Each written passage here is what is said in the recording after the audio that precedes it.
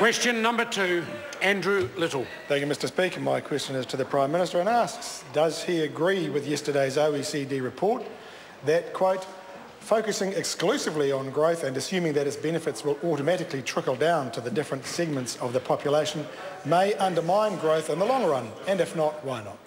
Right Honourable Prime Minister. Mr. Speaker, with respect to New Zealand under this government, that is a hypothetical question. That's because the government's providing billions and billions of dollars of targeted income and welfare support to the most vulnerable New Zealanders every year. So it's simply incorrect to characterise our economic approach as trickle-down. I'd also point out to the member that the data covered the period from 1985 to 2005.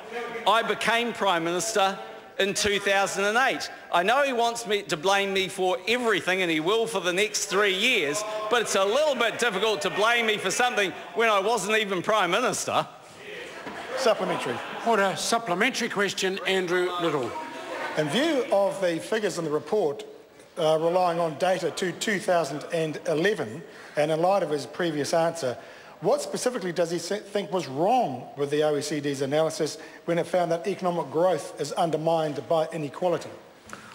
Right Honourable Prime Well, Minister. Mr. Speaker, there are many things in the report, but what the report last night showed is that there was a growing income inequality in a period which started with a Labor government and ended with a Labor government. That's called a failure of Labor's policies. Since we've had a national-led government, income inequality is narrowing, and that's because this government is providing enormous support to those most in need.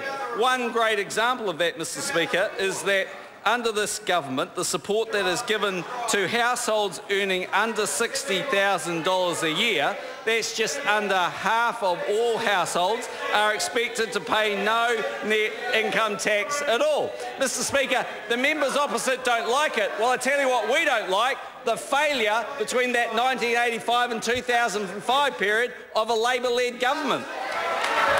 Supplementary. Order. Just need it. Order. Supplementary question. Order. Supplementary question, Andrew Little. Does he accept Statistics New Zealand's finding that incomes for the top fifth in the year to June 2014, so after the date for the OECD report, grew by 14.7%, while incomes for the bottom fifth grew by just 2.9%, thereby increasing inequality in New Zealand? Right Honourable Prime Minister. Mr. Speaker, the last bit is the assumption of the member, and it's simply incorrect. No, I'm sorry, but it's simply incorrect. The first bit may be correct, but that, if my memory serves me correct and the member is talking about the data series I've seen in the past, that is because it includes returns on investments and other things, and as the member will... That's right, and the member will know that between 2008 and some period, I think in 11 or 12, there was a decrease each year because those returns were negative. Supplementary question, Andrew Little. Does he accept NZIER's finding that LVR restrictions have led to home purchases by speculators leaping as high as 45%, while the number of first home buyers has fallen, all of which is making inequality in New Zealand worse? Right Honourable Speaker, Prime no, Minister. I don't accept that as being correct. Mr. Speaker, I will remind the member that it was his party that actually supported LVRs in the early days, but that's another issue. That's another issue, Mr. Speaker. But Mr. Speaker, here's the point. That LVRs were part of the toolbox deployed by the Reserve Bank Governor. Without that, interest rates would have gone up by at least half a basis point for all New Zealanders, Mr. Speaker, and that would have had a very significant impact on lower income New Zealanders. Actually, what we know is economic growth is being delivered at high levels by this government, and that follows the economic disaster that we inherited from the previous Labor government. Supplementary.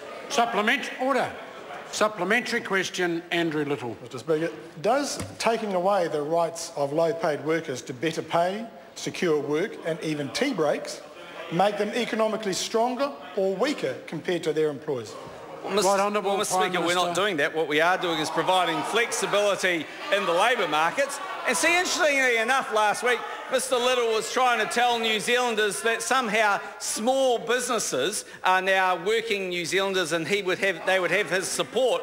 He'd have their support so much that they wouldn't be allowed a 90-day probationary period, they wouldn't be allowed flexibility in their labour markets, they would have to pay a much higher starting out wage or a much higher minimum wage. Mr Speaker, I know why the member is supporting his policies, because his caucus didn't vote for him, the unions did. Order. That answer will not help the order of the House.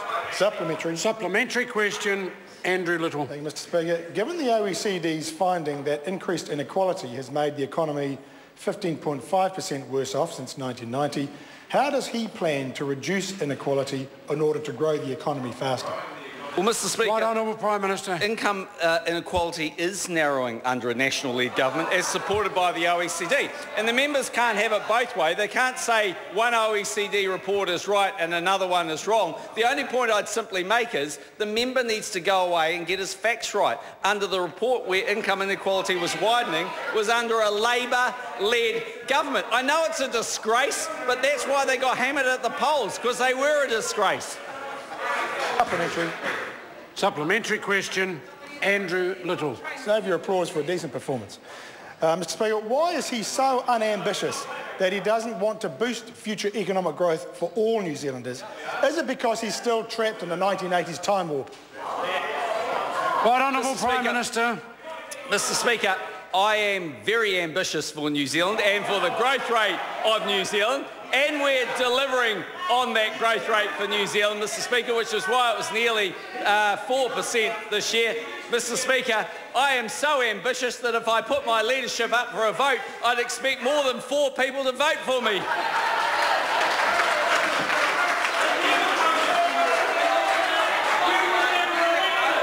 Order.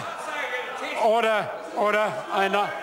Order. I'm on my feet. Question number 3, Tim McIndoe. Thank you, Mr Speaker.